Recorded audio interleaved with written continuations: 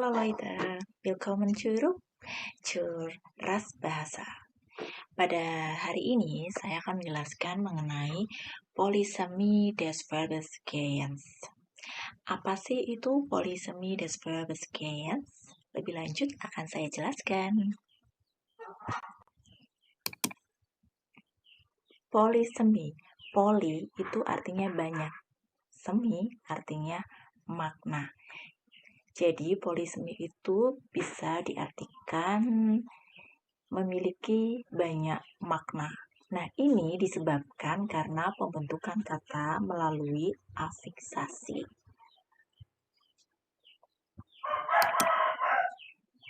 Polisemi verba gehen. Karena hadirnya prefik atau awalan yang dalam bahasa Jerman disebut juga dengan Vorsilbe. Pertanyaannya, wie viele Vorsilben fallen die zum Verb gehen ein? Berapa banyak prefik atau awalan yang dapat terfikirkan untuk melengkapi kata gehen? Mungkin dari kawan-kawan semua bisa membayangkan kira-kira awalan apa, prefik apa yang bisa bergabung dengan verba gehen. Gehen adalah verba yang memiliki makna pergi. Pergi di sini pergi yang menggunakan maksudnya jalan kaki seperti itu, tidak kan berbeda kalau pergi menggunakan kendaraan seperti sepeda pakainya fahren. Nah, kalau gehen itu jalan kaki.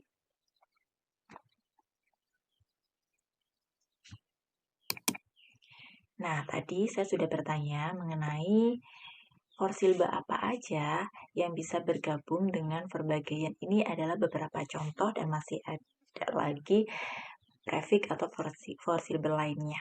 Karena keterbatasan waktu, jadi saya baru memuat tentang beberapa mengenai prefiks ini.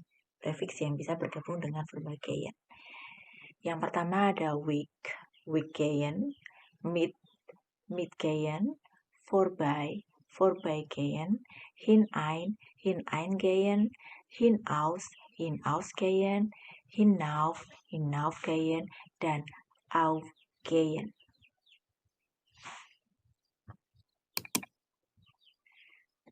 Makna masing-masing vorsilbe.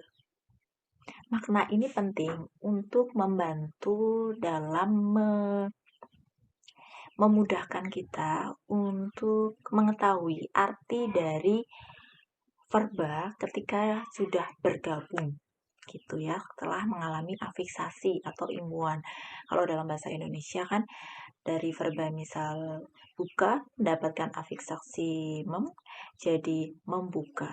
Jadi kalau dalam bahasa Jerman ini afiksasinya ini atau awalannya berbeda dengan bahasa Indonesia. Tapi kalau dikontrastifkan ya imbuhannya beberapa prefik ini bisa dikatakan sebagai awalan atau prefik yang bisa bergabung untuk membentuk verba baru dengan makna yang biasanya maknanya ini akan mengalami perluasan dari yang sebelumnya. Yang pertama adalah week gehen. Week ini memiliki arti berlalu atau hilang. Mit memiliki arti dengan, tersedia. Zu memiliki arti mendekatkan, menutup. Vorbei memiliki arti lalu, lampau, lewat. Selanjutnya, hinein memiliki arti ke dalam. Hinaus memiliki arti keluar. Hinauf memiliki arti ke atas. Dan auf memiliki arti ke atas. Dari sekian makna vorsilbe ini tidak menutup kemungkinan ada perluasan metafora, yaitu bukan makna yang sebenarnya. Jadi kata prefik ini juga akan mempengaruhi makna metafor. Nah, tingkatannya lebih tinggi sih, tapi yang jelas untuk pembelajaran awal akan sangat penting sekali untuk mengetahui arti dari prefix ini agar memudahkan untuk, tadi sudah saya sampaikan, untuk membentuk kalimat ya. Biar kosakata kita dari satu kata kerja yang kata dasar sama, geyen itu bisa mengalami perluasan menjadi beberapa kata kerja. Jadi cukup satu verba geyen, kemudian kita bisa berkembang kosakatanya menjadi banyak verba. Hanya dengan mengetahui atau mempelajari makna dari vorsilbe atau prefix tadi. Contoh yang pertama adalah we gehen. Beispiele, wir gehen jetzt weg. Kami pergi sekarang. Weg tadi berarti menghilang atau berlalu. Jadi ketika ditambahi dengan weg gehen, ini menjadi pergi. Jadi misalkan wir gehen jetzt weg, posisinya kita ada di rumah. Jadi kalau wir gehen jetzt weg, kita pergi dari rumah. Gitu. Kita pergi sekarang. Gitu. Yang kedua, mit gehen. Geht ihr jetzt mit? Mit tadi memiliki makna vorsilbe dengan. Jadi ketika ditambahkan geht ihr jetzt mit, apakah kalian ikut pergi sekarang? Jadi mit itu memiliki makna tadi dengan, berarti di situ dia membawa makna ikut pergi. Mit gehen. Yang ketiga, die Tür geht nie zu. Artinya, pintunya tidak menutup. Nah, cu tadi bisa berarti menutup atau mendekatkan. Jadi, cu ini membawa makna menutup bersama dengan gehen, cu gehen. Jadi, tetap ada unsur dari makna cu ini yang mempengaruhi makna akhir dari afiksasi cu gehen tadi.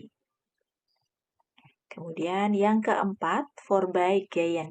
Wir gehen am Bahnhof vorbei. Kita melewati stasiun. Nah, vorbei tadi ini memiliki makna tadi melewati ya. Lalu, lampau atau lewat. Jadi vorbei ini tadi memiliki makna lalu, lampau atau lewat. Jadi dalam contohnya menjadi ada unsur lewat, artinya vorbeigehen itu berlalu melewati. Selanjutnya hinein, ke dalam, makna hineinnya. Contoh, wir gehen jetzt hinein, kami masuk ke dalam sekarang.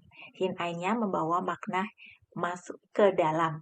Bersama dengan eingehen menjadi masuk ke dalam. Hinausgehen, keluar. Contohnya, wir gehen jetzt hinaus. Kami keluar sekarang. Hinaus membawa makna keluar.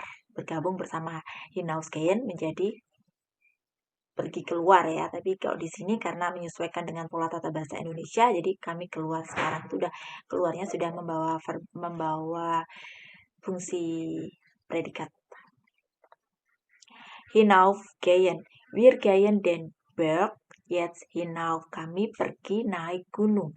Hinauf ini ke atas ya, membawa makna maaf ini typo ya, harusnya hinauf. Nah, membawa makna ke atas. Jadi artinya pergi naik. Jadi kalau mau mengungkapkan kalimat pakai hinaufgehen berarti yang mengandung makna naik. Wir gehen den Berg jetzt. Atau wir gehen die Treppe hinauf. Kami naik ke tangga gitu.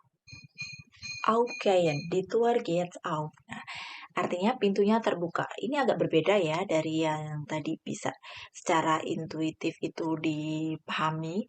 Auf itu kan tadi ke atas, tapi di sini maknanya kok terbuka gitu. Nah, di sini ada unsur metafornya. Jadi auf di sini berarti membuka gitu, terbuka. Aufgehen menjadi bermakna terbuka.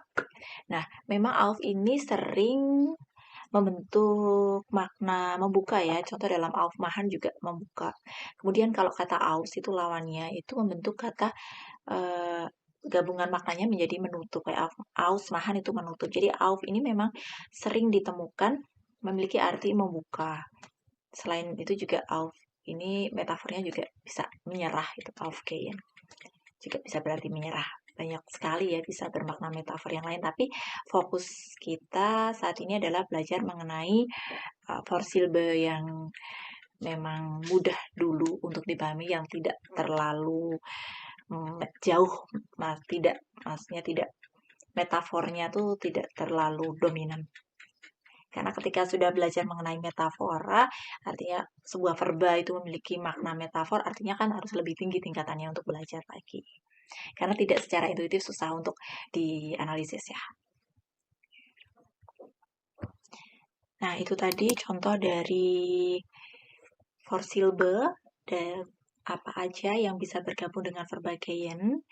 Semoga bisa bermanfaat buat kawan-kawan semua untuk memudahkan pembenaran verba bahasa Jerman. Dan harapan saya, apa yang saya sampaikan ini bisa membantu kawan-kawan semua untuk lebih mempertajam lagi bahasa Jerman, lebih semangat lagi untuk belajar bahasa Jerman. Vielen Dank dafür und mari kita bertumbuh, berdaya, dan bermanfaat untuk sama. Ciao!